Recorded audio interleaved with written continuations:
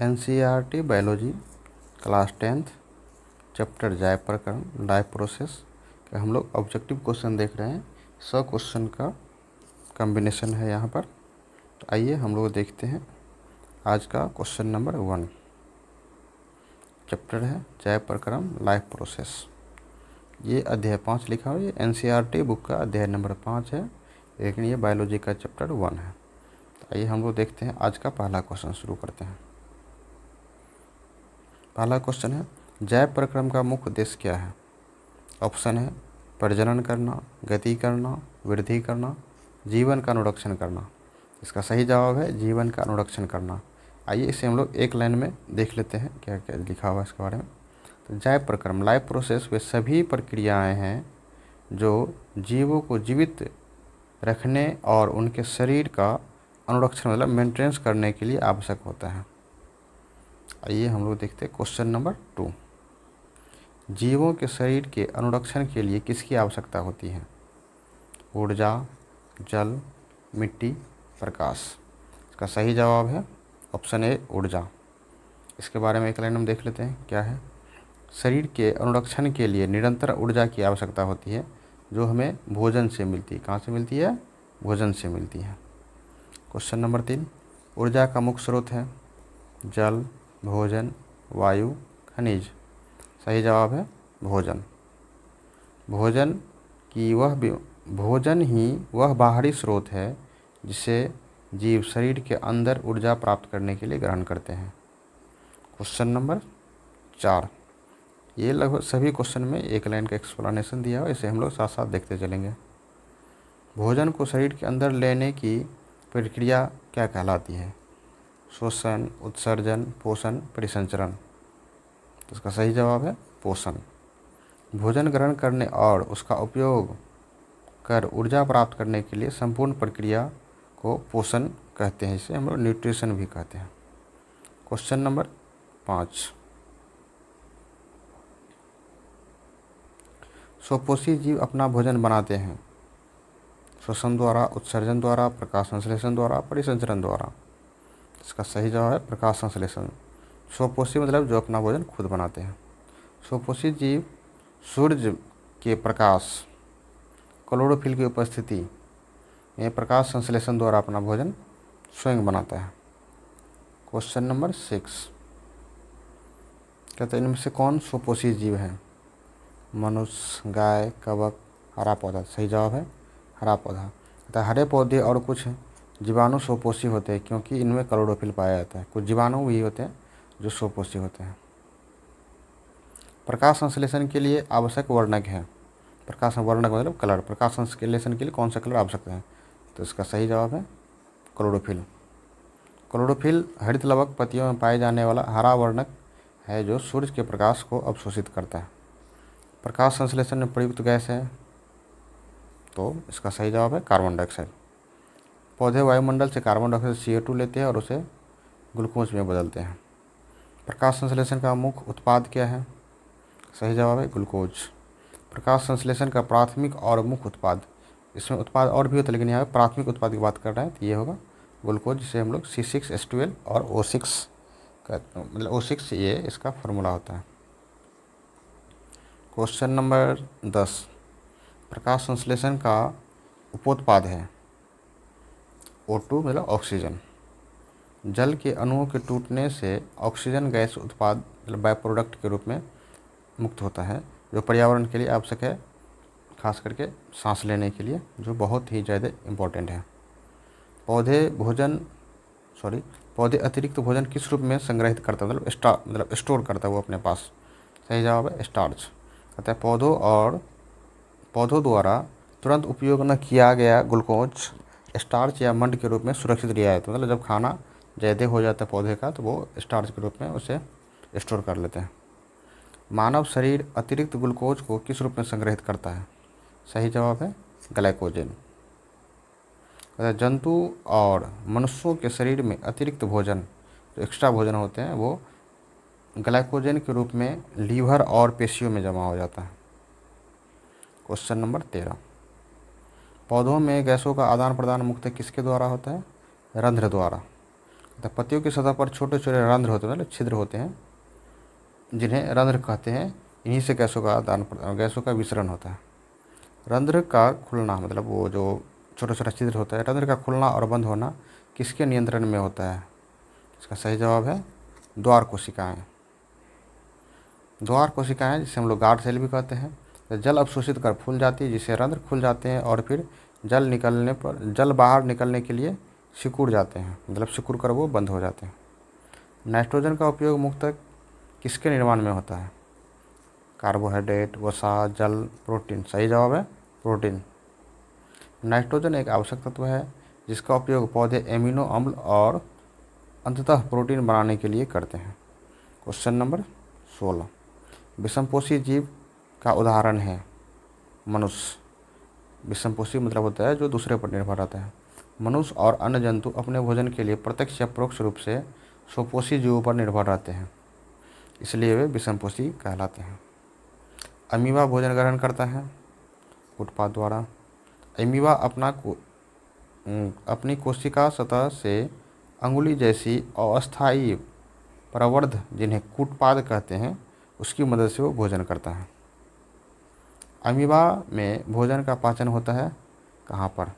इसका सही जवाब है खाद्य रिक्तिका में। कहते हैं कूटपाद द्वारा घेरा गया भोजन खाद्य रिक्तिका में जमा होता है, जहाँ जटिल पदार्थ का विघटन सरल पदार्थ में होता है। क्वेश्चन नंबर 19, मानव में पाचन की शुरुआत कहाँ से होती है? तो जब हम लोग खाना लेते हैं, मुख में लेते हैं, तो वहीं से हमारा पाचन का शुरुआत हो जाता है, मुख गुहा से।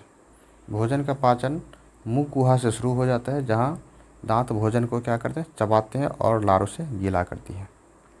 लार में पाया जाने वाला एंजाइम कौन सा है? Pepsin, trypsin, lipase, amylase. सही जवाब है एमाइलेज। लार एमाइलेज या टाइलिन एंजाइम होते हैं जो जटिल मड को सरल शर्करा में बदल देता है। एमाइलेज किसका पहचान करता है? स्टार्च का। एमाइलेज एंजाइम कार्बोहाइड्रेट यानी स्टार्च या मंड की रासायनिक पहचान के लिए उत्तरदायी है। भोजन को अमाशय तक पहुंचाने वाली नली कहलाती है ग्रसिका। मुख से भोजन ग्रसिका या भोजन नली की क्रमांकुंचन, जिसे हम लोग सिकुड़ना और फैलना कहते हैं, इसकी गति द्वारा अमाशय तक पहुंचता है। अमाशय में पाया जाने वाला अम्ल कौन सा होता है? HCl, जिसे हम लोग हाइड्रोक्लोरिक अम्ल भी कहते हैं, जो क्या करता है? भोजन के जीवाणुओं को नष्ट कर देता है। अमाशय में प्रोटीन पाचन करने वाला एंजाइम कौन सा है? पेप्सिन। पेप्सिन एंजाइम अम्लीय माध्यम से सक्रिय होकर प्रोटीन को पेप्टोसा या छोटे टुकड़ों में तोड़ता है। क्वेश्चन नंबर 25, अमाशय की आंतरिक भित्ति की रक्षा कौन करता है? जवाब है श्लेष्मा। तो श्लेष्मा अमाशय के आंतरिक स्तर को हाइड्रोक्लोरिक अम्ल के हानिकारक प्रभाव से रक्षा करती है। क्वेश्चन नंबर हम लोग देखते हैं 26, पाचन का मुख्य स्थल कौन सा है? मतलब मेन रूप से पाचन कहाँ पर होता है? तो वो छोटी आंत में, स्मॉल इंटेस्टाइन में। भोजन के पाचन और पोषक तत्वों के पूर्ण अवशोषण का मुख्य स्थल रुद्रांश यानी छोटी आंत, जिसे हम लोग स्मॉल इंटेस्टाइन कहते हैं, वहाँ पर होता है। पित्तरस का निर्माण कहाँ पर होता है? पित्तरस का निर्माण होता है यकृत में, जिसे हम लोग लीवर कहते हैं। लेकिन कहते हैं पित्तरस का संग्रह कहाँ होता है? वो यहाँ पर पित्तरस बनता है और स्टोर होता है पित्ताशय में, जिसे हम लोग गॉल ब्लैडर भी कहते हैं। अगला क्वेश्चन देखते हैं, क्वेश्चन नंबर 29, पित्तरस का मुख्य कार्य है, इसका मुख्य कार्य है वसा का मलचीकरण करना।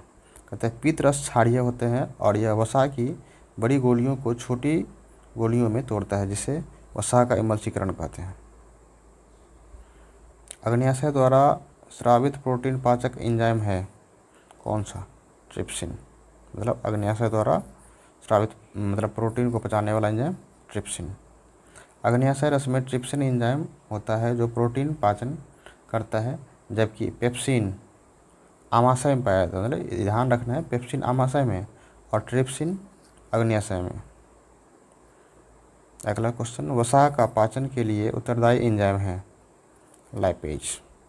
अग्न्याशय और आंतों द्वारा स्रावित लाइपेज एंजाइम इमल्सीकरण वसा को वसा अम्ल में बदलता है।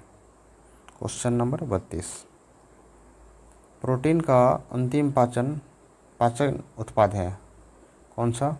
एमिनो अम्ल। पूर्ण पाचन के बाद जटिल प्रोटीन एमिनो अम्ल के रूप में टूट जाता है।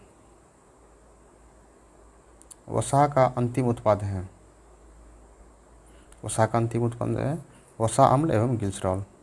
पाचन प्रक्रिया पूरी होने पर वसा पूर्णतः वसा अम्ल और ग्लिसरॉल में परिवर्तित हो जाती है। क्वेश्चन नंबर 34, पचे हुए भोजन का अवशोषण मुख्यतः कहाँ होता है? सही जवाब है छोटी आंत। मतलब भोजन मुख्य रूप से छोटी आंत में इसका अवशोषण होता है भोजन का। छोटी आंत की दीवारों पचे हुए भोजन को सीधे अवशोषित कर रुधिर में भेजने का मुख्य कार्य करती है। क्वेश्चन नंबर 35, छोटी आंत में उपस्थित अंगुलीनुमा संरचना क्या कहलाती है?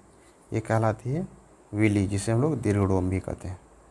छोटी आंत के आंतरिक स्तर पर अनेक अंगुली जैसी प्रवर्धक होते हैं, जिसे दीर्घडोम या विली कहते हैं। ये बहुत ही इंपॉर्टेंट है विली। दीर्घडोम का कार्य क्या है? इसका कार्य है सतही क्षेत्रफल बढ़ाना। दीर्घडोम अवशोषण के लिए सतही क्षेत्रफल बढ़ा देता है, जिससे पचे हुए भोजन का अवशोषण तेजी से होता है। क्वेश्चन नंबर 37, श्वसन का मुख्य उद्देश्य है ऊर्जा प्राप्त करना। कोशिकाओं में भोजन के ऑक्सीजन द्वारा जैविक क्रियाओं के लिए ऊर्जा एटीपी उत्पन्न करना ही श्वसन का मुख्य उद्देश्य है। क्वेश्चन नंबर 38, ग्लूकोज का प्रारंभिक विखंडन होता है कोशिका द्रव में। ग्लूकोज का कोशिका द्रव में प्रारंभिक विखंडन होकर 3 कार्बन वाले पायरुवेट अणु बनाता है। ये 6 कार्बन वाला जो ग्लूकोज होता है वो 3 कार्बन वाले पायरुवेट अणु बनाते हैं। क्वेश्चन नंबर 39, ग्लूकोज के विखंडन से बनने वाला 3 कार्बन यौगिक है। सही जवाब है पायरुवेट। कोशिका द्रव में होने वाली इस पहली प्रक्रिया के उत्पाद को पायरुवेट कहा जाता है। वायवीय श्वसन के लिए आवश्यक है ऑक्सीजन। कहते हैं जो श्वसन वायुमंडल की ऑक्सीजन की उपस्थिति में होते हैं उसे वायवीय श्वसन कहते हैं। मतलब एरोबिक रेस्पिरेशन भी कहा जाता है। वायवीय श्वसन में अंतिम उत्पाद होते हैं CO2 एवं H2O, कार्बन डाइऑक्साइड और जल। ऑक्सीजन की उपस्थिति में पायरुवेट पूरी तरह टूटकर कार्बन डाइऑक्साइड और जल और प्रचुर ऊर्जा मुक्त करता है। यीस्ट में अवयवी श्वसन से बनता है एथेनॉल एवं CO2। यीस्ट कवक में ऑक्सीजन की उपस्थिति में किण्वन फर्मेंटेशन के दौरान पायरुवेट एथेनॉल और CO2 बनता है। पेशियों में ऑक्सीजन की कमी होने पर क्या बनता है? सही जवाब है लैक्टिक अम्ल। तेजी से दौड़ते या व्यायाम करते समय हमारी मांसपेशियों में ऑक्सीजन की कमी होने पर पायरुवेट लैक्टिक अम्ल में बदल जाता है। क्वेश्चन नंबर 44, पेशियों में ऐंठन का कारण है लैक्टिक अम्ल। मांसपेशियों की कोशिकाएं में लैक्टिक अम्ल के अचानक एकत्र होने के कारण दर्द का अनुभव होता है। एटीपी का पूरा नाम क्या है? मतलब फुल फॉर्म ऑफ एटीपी। इसका सही प्रयोग है एडिनोसिन ट्राइफॉस्फेट। एटीपी का वैज्ञानिक नाम एडिनोसिन ट्राइफॉस्फेट है, जो ऊर्जा का रासायनिक रूप है। एटीपी को कहा जाता है क्या? ऊर्जा मुद्रा। अभी देखें ना, ये ऊर्जा का रासायनिक रूप है, पढ़े ना। कहते एटीपी को कहा जाता है क्या? ऊर्जा मुद्रा कहा जाता है। एटीपी को कोशिकीय प्रक्रमों के लिए जैव ऊर्जा की ऊर्जा मुद्रा के नाम से जाना जाता है। क्वेश्चन नंबर 47, एटीपी का निर्माण मुख्यतः कहाँ होता है? माइटोकॉन्ड्रिया में। कोशिका में पावर हाउस यानी माइटोकॉन्ड्रिया में पायरूवेट के विखंडन के दौरान बड़ी मात्रा में एटीपी का निर्माण होता है। माइटोकॉन्ड्रिया क्या कहते हैं? पावर हाउस भी कहते हैं। पावर हाउस यानी माइटोकॉन्ड्रिया। पौधों में गैसों का आदान प्रदान होता है विसरण विधि द्वारा। पौधों की पत्तियों के रंध्र द्वारा पर्यावरण में गैसों का लेना देना भौतिक विसरण विधि कहलाता है। भौतिक विसरण विधि द्वारा होता है। जलीय जीव की शोषण दर अधिक होती है क्योंकि जल में ऑक्सीजन कम होता है। जल में घुली हुई ऑक्सीजन की मात्रा वायुमंडल की ऑक्सीजन की तुलना में कम होती है, इसलिए जलीय जीव तेजी से सांस लेते हैं। Question number 50। मछलियाँ शोषण करती हैं कैसे? गिल्स द्वारा, जिसे हम लोग क्लोम भी कहते हैं, क्लोम द्वारा।